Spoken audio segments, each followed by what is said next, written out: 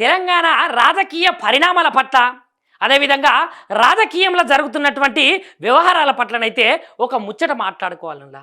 ఎందుకంటే కాంగ్రెస్ పార్టీలకు సంబంధించినటువంటి ఎమ్మెల్యేలు కావచ్చు, ఎమ్మెల్సీలు కావచ్చు, మంత్రులే కావచ్చు, ఇప్పుడైతే కాంగ్రెస్ పార్టీ మీదనైతే బిర్రుగా బాగా గుస్సాతోటైతే ఉన్నారని చెప్పాలి. ఎందుకంటే మరి వీళ్ళు ఇచ్చినటువంటి హామీలు అదేవిధంగా వీళ్ళు ఇచ్చినటువంటి గ్యారంటీలు నెరవేరుస్తలేరు అని చెప్పేసి సొంత గూటికి చెందినటువంటి ఎమ్మెల్యేలు, ఎమ్మెల్సీలు, మంత్రులే మాట్లాడుతున్నారు కదా. ఇక ఈ పరిణామాల దృష్ట్యానైతే ఈ రాజకీయ చదరంగంలో జీవన్ రెడ్డి సార్ అయితే మనందరికీ ఎరికే కదా.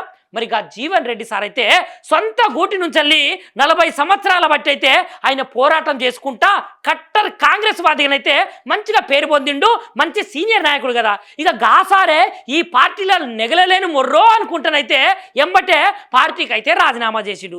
ఈ పార్టీకి రాజీనామా సార్ అయితే చేసిండు, కానీ సార్ వెనుకనైతే కొంతమంది కొన్ని వ్యూహాలే రచిస్తున్నారట. ఏంటిదంటే సారు ఈ పార్టీలకు వెళ్ళి వేరే పార్టీలకు పోయేటప్పుడు అయితే సారుతో పాటు కాంగ్రెస్లో ఉన్నటువంటి కొంతమంది కీలకమైనటువంటి రాజకీయ నాయకులు అదేవిధంగా ఎమ్మెల్యేలు వీళ్ళతో పాటు కొంతమంది పోయే అవకాశాలు ఉన్నాయి అని రాజకీయ విశ్లేషకులు అయితే చెప్తున్న మాటనుల్లా. ఇక గట్లనే కేటీఆర్ సార్ను, కేసీఆర్ సార్ను కలిసిండు, బీఆర్ఎస్లో చేరబోతున్నాడు అనే మాటనైతే వాస్తవమో అవాస్తవమో మనం తర్వాత మాట్లాడుకుంటున్నైతే ఒక పెద్ద సభ పెట్టబోతున్నాడట.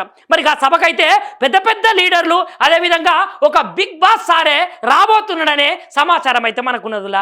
మరి ఈ విధంగా ఈ రాజకీయ పరిణామాల దృష్ట్యా మరి మీరేమనుకుంటున్నారు? మరి కాంగ్రెస్ పార్టీలో ఉన్నటువంటి బడా నాయకులు జీవన్ రెడ్డి సారు బాటనే పడతారా, లేదంటే జీవన్ రెడ్డి సారే ఈ పార్టీలకు పోతడా అనే ముచ్చట్టయితే మనము చూసుకుంటూ ఉండాల్సిందే. మరి మీకేమన్నా ముచ్చట తెలుస్తేనైతే మాకు తప్పకుండా కమెంట్ రూపంలో తెలుపుండ్రులా.